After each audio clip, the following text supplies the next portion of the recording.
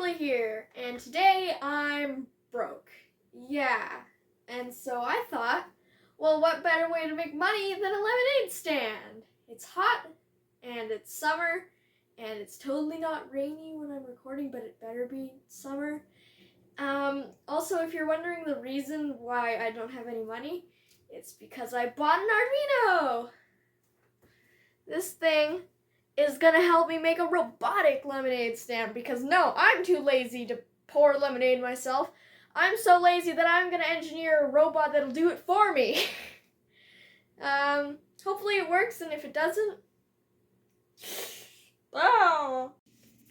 So I've uploaded a test script on this thing, and basically what it does is it makes this little servo motor rotate depending on how much the potentiometer is rotated, and I don't know why, but it's not working very well right now. If I turn it too much, oh, maybe it's working. I don't know what I did. Oh, now it's doing what it was doing. It gets angry and it does that. I don't understand how the servo library works, so don't blame me. The point is that the Arduino should be working. That was just test script. I mean, I'm not looking at attached interrupts and stuff like that. My next test is going to be half of the actual lemonade stand script. Well, I guess I better explain what I'm going to do for my lemonade stand.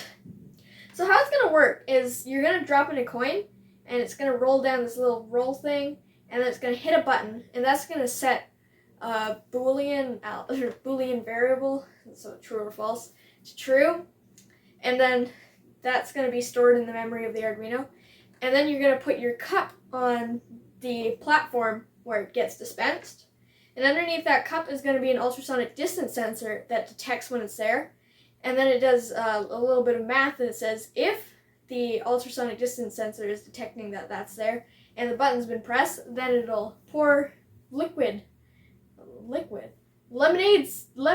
yes. And so that's the basic concept. And the part that I'm going to be doing is the distance sensor. So this is my setup right here.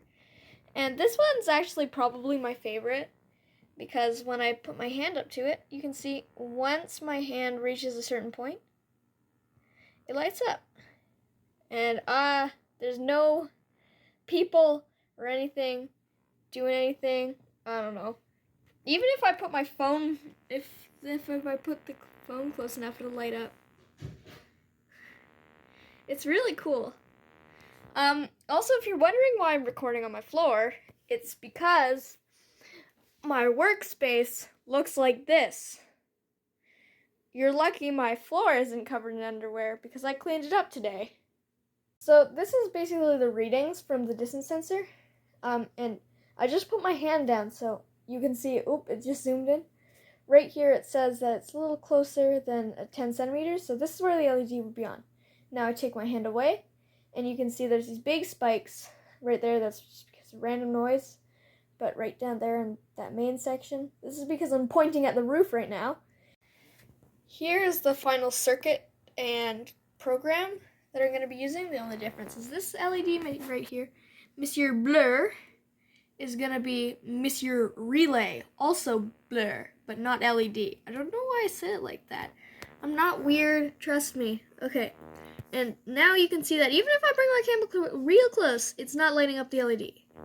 But the moment I press this button, well, nothing happens. But now, if I bring the camera close, the LED lights up. And for around 5 seconds, and it'll turn off. Now, even if I bring my camera close, same thing, nothing. After countless minutes of designing and testing, we have the relay over-engineered relay. Get it? Right here is the button, and the servo will spin and press that button. It makes a really weird noise when it hits the button. I'm not sure if that's bad for it. I mean, I haven't killed it yet, but you never know. It could die in like a couple days because of my torturing. Well, if it works, then it's fine, right? So this is the actual whole setup with the motor circuit, featuring 2 batteries, 2 alligator clamps, and 1 button. It is the most advanced lemonade system in the world. And here is the third test because I've already tested it. I'm gonna need to tweak the times because this can not fill up a cup. There we go, it's filling up. And it stopped.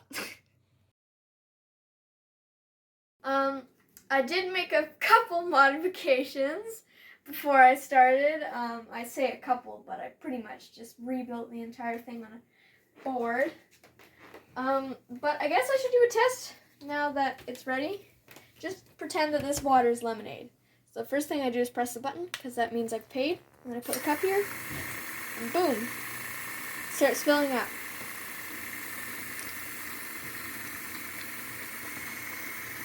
And you can see the little relay pressing, or the servo pressing the button there. Here's a big pump and it's not shaking around because it's finally on a base. And there we go. And here we have a full glass of lemonade.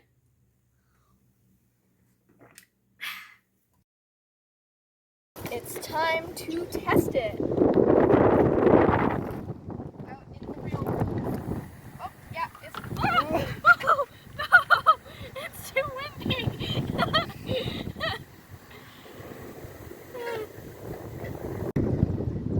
Cup of lemonade.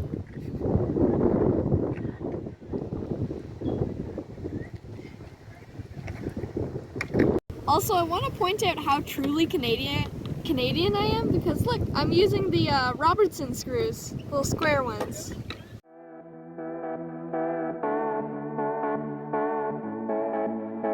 There was a lot more sales that we didn't record, like this one guy with a cigarette who gave me a $20 bill and didn't even buy anything. And also this other guy who gave me a $10 bill and didn't buy anything. And I'm not sure why, maybe they were just so impressed because I made this thing.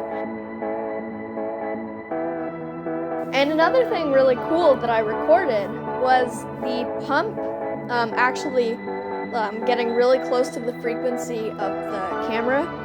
And so it would make like these really weird, like water going backwards looking things. And I'll link a really good video to why that happens in the description. If you want to make a lemonade stand, you probably don't have to go through the effort of making like a whole robot. Sure, it was cool, but people just bought normal lemonade most of the time, so meh. If you want to make a robotic lemonade stand, that's pretty cool, but I don't think that it's gonna up your value that much.